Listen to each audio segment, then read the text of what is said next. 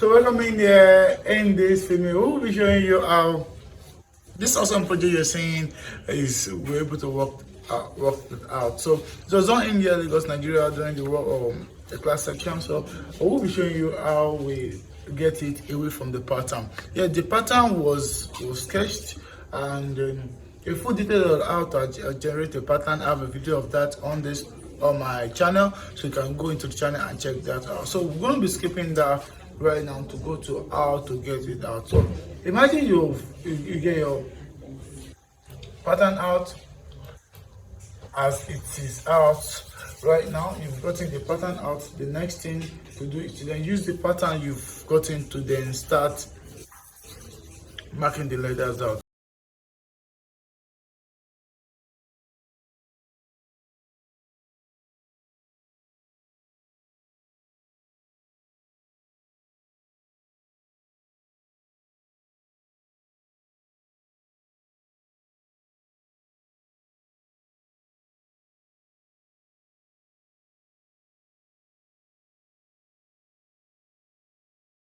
The pattern of this project we have are in three pieces. There are the piece one, which is the bigger version of it, is for the lining. Piece two is second big.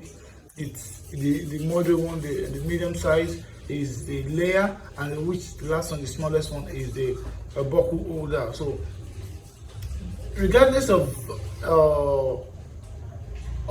which of regardless of the part of the pattern right now, all we needed to be marked on the ladder. So we'll be marking this on the ladder.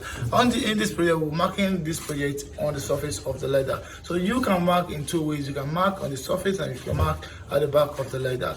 So any of it, it's good. Especially, I strongly recommend you mark on the ladder, because once you mark on the ladder, especially on the project that we have, you will be having a portion of aligning your different pattern sections of the other ladder on it. So I strongly recommend you marked on the surface of the ladder. So moving forward, we have to mark it, and despite you marking that, you also learn how to understand the material leather management. So it needs to be arranged very, very well. Don't need to rush it out, just arrange it very, very well. At the time you arrange it very well, you are good to go. So you mark it, and at the time you're marking it, to get this very straight, you need to mark the leather in the both ways round. It has to be so it can go in for the right and for the left of it. There are many times that some of our patterns does not have a plurality, that can only use one side of it to generate the two side out, but most of the time it always comes in a pair, a right and a left. So the best way to achieve that is by you just flipping it over. And this is just to cut this out. It has to be on the line. You have to achieve the perfect size of your usable pattern. The pattern you're using, you have to get the actual measurement out. So you have to cut it inward the line a bit. So once you've get that, and mind you, when you're cutting this, I'm cutting this, I'm using a very, very sharp scissors. A very sharp scissors give you an excellent result. So once you get that, then we move to this awesome machine. I move to this awesome machine. This awesome machine is a scribing machine. The scribing machine is just to reduce the thickness of your leather in some particular area to the desired level at which you want it. So this project, looking at the edges of the shoe, of the mold is folded.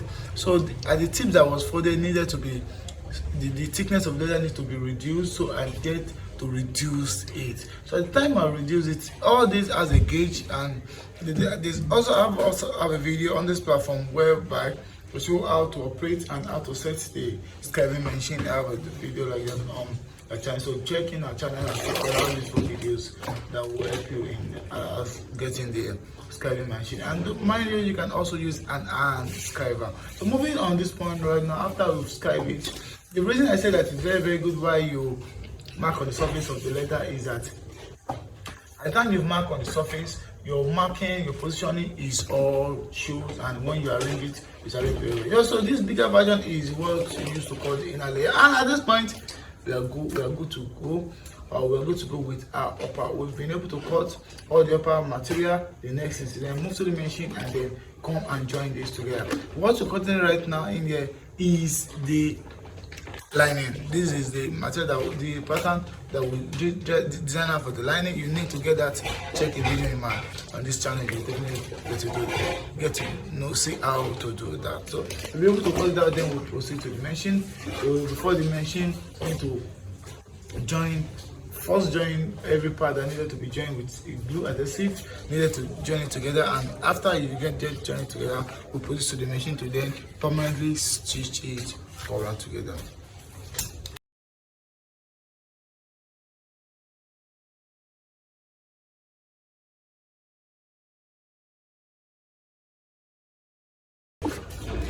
During this stitching process, the machine I'm using in there is the straight bed sewing machine. It's more comfortable to sew this kind of project because there's no curve section in this project. There's no kind of 3D friction in this project, so it's a totally flat base. So using a flat straight bed to sew this, and then once you're doing this, make sure that your guidance is not so big in that it has to be small, and then while it's small, the needle has to be also small. I recommend size 22-18 for this upper. So, and the gathers must not be at more than 5, 6, 7 mm in width. So we'll stitch the ends, we'll stitch it all around together. The next thing to do now is to then continue aligning it, joining it all around together. It's going to completely do the finishing onto it. Your shoe design you want to do might still vary in the way you stitch this, but just stylistically get to understand how to. The basic sewing idea will definitely give you a full understanding of how to achieve this. So right now that we've gotten the upper, we've got the upper, the next thing to then come over and then start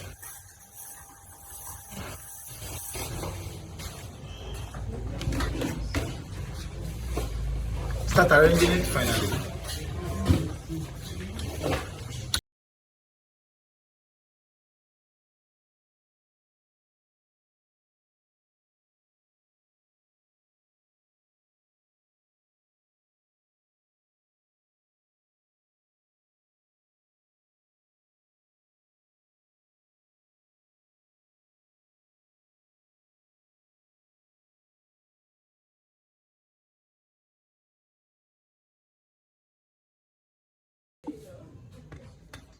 So at this point, the buckle is the next at it. This is the area which time I told you know the buckle. So I get to skip that.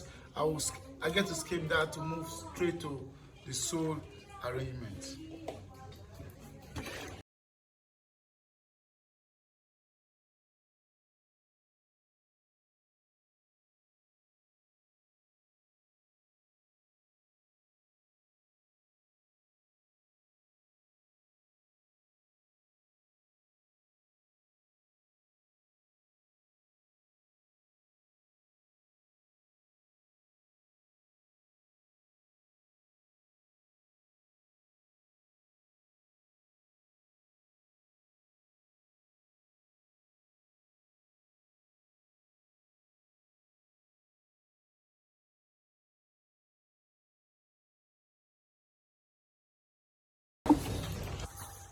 So the hopper is so easy to fix. There are many times that you have a complex hopper. The hopper could vary in the level of complexity, so it depends on what you're working on. For this project is not so complex, it's just those two layers that we're working on. So now what we're doing right now is for the sole. The sole is what we're working on, and then achieving the sole is most important, achieving a fitting sole. So the best way to go about this sole is to first get this because it's a mold, you have to first have an idea of the sole you want to use. Are you using a pre-molded sole? Are you using the sole that you want it to design along with the shoe while the mold is in the mold is still in the shoe? So what I mean the mold is while the shoe last is still in the shoe. So once you determine the kind of sole the one you want to use, then that is what we determine the way you approach to formulating this. So the project I'm doing in here, the way we're working on this project is the pre-molded sole. So it's the inner of the pre-molded sole that we're using to mark the sole out. We've used to mark it out. We've gotten it, we've wrapped it, we've got a PVC, a puffy PVC, ever rubber, so we've attached it to it, to wrap it, and then that is why we are now at the point of lasting it together.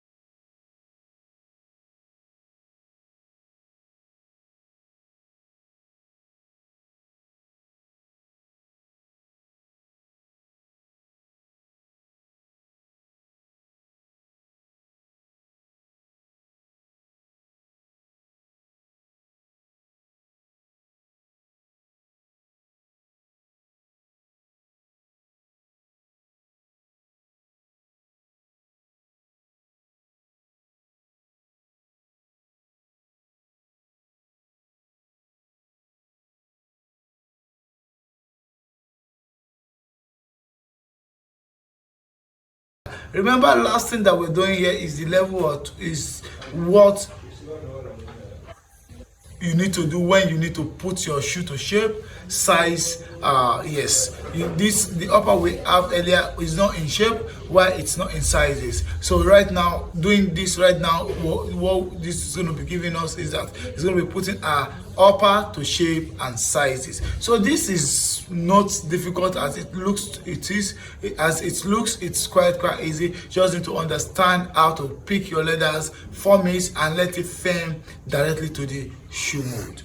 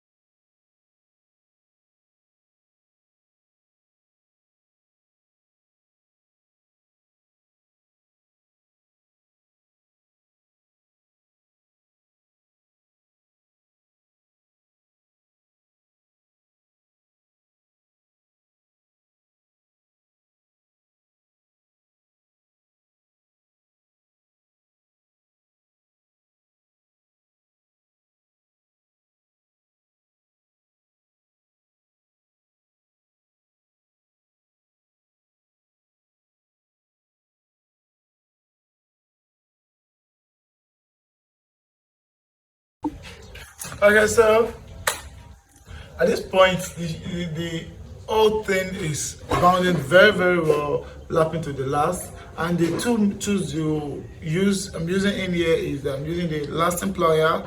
I'm also using the magic staple, so stapling gun to clip it down. So those tools are optional, but the most important one of it that which is not optional is just the lasting plier. Lasting plier will really is what that's really helping me to pull it down very well. But the stapling gun is very optional. Your regular nail, tiny little nail, will do the same thing your stapling gun is doing. And with the kind of nail you should be using for this kind of project, must not be a very big one, must be a very tiny one. Yes, it could be a longer one. Just walk into your crafting sound just request for a crafting nail, very tiny one of it, a 1 inch of that. So at the time we've done this, then it's next time to add some stiffener to the front, because it's a hand lasting project. So the stiffener will be applied after the first layer of the shoe has been firmed to the last, fixed to the last, fixed to the. So apply that after it's been applied. The particular one I use here is a wax of front stiffener. So it was used to achieve this. So but there are often times that you can use a leather stiffener at the front, a lighter thickness of leather as a front stiffener, which is going to give you the same outcome. So but this, I'm using a wax stiffener. At the time I do this, apply gum, wait for the gum to dry a bit, and then gradually drop it on it. Okay, there's two ways at which you can come about this. Okay, not really two ways. There you have to be conscious of something. At this point you have to gradually push it down, draw it down, balance it up. Apart from you balancing things, you have to make sure that the surface of the shoe stretches very very, they are smooth, no wrinkle, no folds on it, because at the time you drop everything that you last and there's a fold on it, it's gonna definitely affect the eventual outcome of the project to working on. So after we've done this, we last it out. The next thing to then move forward to then put shoe shank. Shoe shank is that iron you put in between your shoes to make it balance, to make it more solid. That is what the shoe shank will do for you. I'll create a part on the base of this shoe. After creating the part on the base of the shoe, I install the shoe shank. Why I install the shoe shank? At this level of ours, we're in Africa, I'm meant to install a shoe cake. Yes, a shoe cock in between that, but there's no shoe cock in supply in Africa, in Nigeria, and here. So then I use a PU or material to just pad it up in there, pad the valley, the in between the leather being last together. I pad it up and then balance it. After balancing it, the next we move to the point at which we need to attach the two together. Attaching the two together is very very easy. Make sure the gum does not exceed the point at which the sole is going to cover. So we use the sole to be as a gauge. We apply gum at the edge. The kind of gum we use in here, I'm using a chloroprene gum. So there are different gums that you can use. So but in here I use chloroprene. I wait for some minutes for it to dry. After drying, I then come back, then stick together. Sticking together is what is next right now after the applying of gum. So averagely I put like 5 to 10 minutes for this to gum, depends on the kind of chemical formation that we use for the gum you're using. Yes, so it depends on that. So if it's not so much, if there are some gum that does not require too much of time for it to dry, so you have to take time to study it. So we then come to put it all around together. Put it all around together. We start from the back, as I've started from the back. Start from the back and then come to the gradually push it at the edge and then fix it up.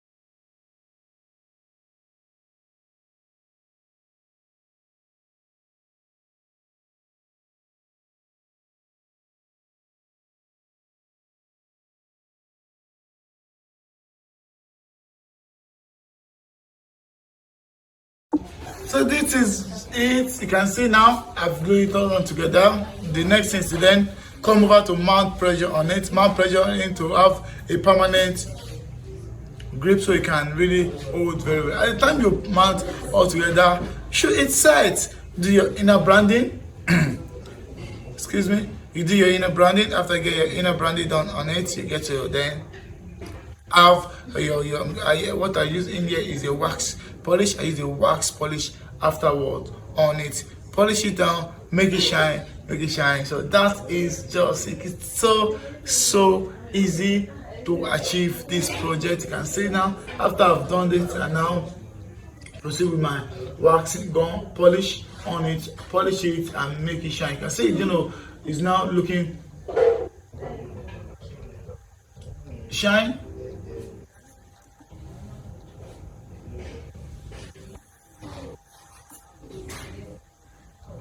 So that is it. You can see it's so easy for you to achieve this awesome project. It's so easy from A to Z. Don't forget to follow my channel so you can have awesome detailed shoemaking tips like this when I release my subsequent upload on this platform. Don't forget to click the bell button so you can have notification when I also release more videos. Look forward to have you in my subsequent upload.